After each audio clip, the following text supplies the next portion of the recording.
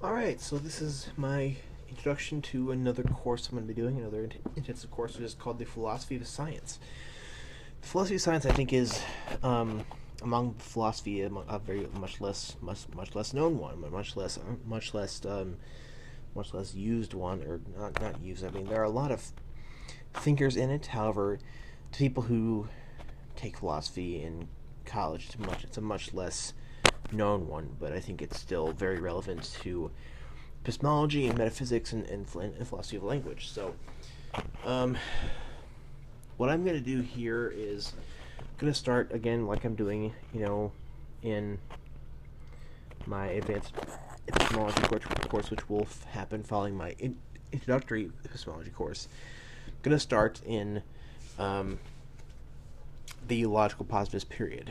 I'm going to start with probably people like Rudolf Carnap, Moritz Schlick, Otto Neurath. Um, Maybe talk a little bit about Bertrand Russell and see how he factors into all of this.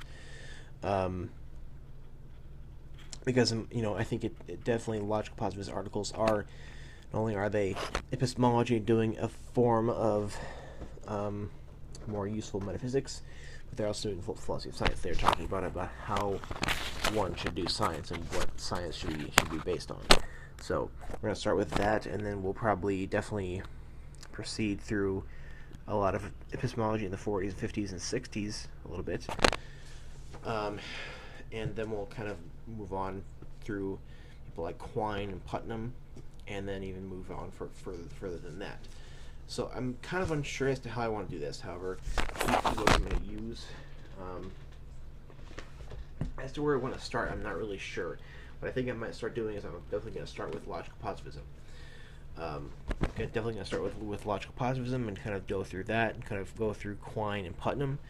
So what I'm going to first use is this philosophy of science anthology. I'm going to do people like again Moritz Schlick, Carl Hempel, Carnap, and Karl Popper. Popper's going to be big in this whole thing. I'm going to talk a lot about Popper and also the positivist verificationism. Again, Putnam, Quine, Bas van Fraassen, Larry Loudon, and that's probably where we will stop. We'll probably stop on that note, and then we will probably do a couple of different ones. We're going to kind of go through like people like Quine and Hempel, not Quine, but like Quine and Putnam in like the 60s, and then we'll go back and we'll do this. This I think was, I forget when was this published first. This was first published in 1962. So we're not really going back. We're kind of stopping and doing this. This is Thomas Kuhn's The Scientific or the Structure of Scientific Revolutions. We'll kind of stop and do this book in its whole entirety, and then we'll definitely go back. We're going to do two big figures, as these two big figures are very important in the whole of philosophy of science itself. This is published in 1954. This is Pierre Duhem's The Aim and Structure of Physical Theory, and this is a lot, which is kind of where, and the whole Quine Duhem things about underdetermination and how was it? It was a not. It was about not. It was against the isolation of propositions and hypotheses in testing, or in corroborating. But we're definitely going to do parts of this, parts that are definitely relevant. I think the whole thing is relevant. However, I'm just going to do parts of it, and then we'll go and we'll do. This is kind of much further. This is Imre Lakatos. This is the methodology of scientific research programs. Very important also.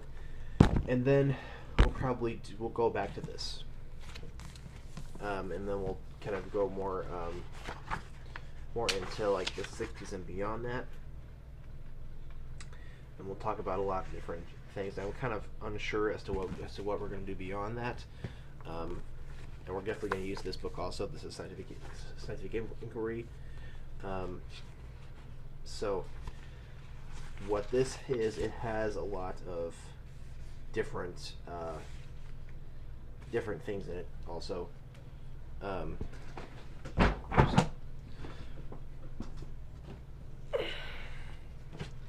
Has a lot of different articles in here also. And then at some point in this whole thing, we're going to do philosophy of social science, which is kind of different. We're going to be using this anthology as well as this anthology. So again, I'm not entirely sure about what we're going to do once we've finished Kuhn, Lakatos, and Duhem. Once we finish those three, I'm not entirely sure what articles we're going to do. I'm pretty sure of what articles we're going to do before Kuhn, Lakatos, and Duhem, but we're definitely sure of that, but not sure after those three. So it's kind of after that we'll kind of see how we go there. But I'll probably be starting very soon on Carnap, most likely. So let me know what your thoughts are on this whole course, and if you think I should add a certain person for sure, or what kind of thoughts or things you want to, whatever things you think might help this, just comment below. And again, every segment I do, though, there will be notes for this on my WordPress blog, which is the link for that is in the comments below.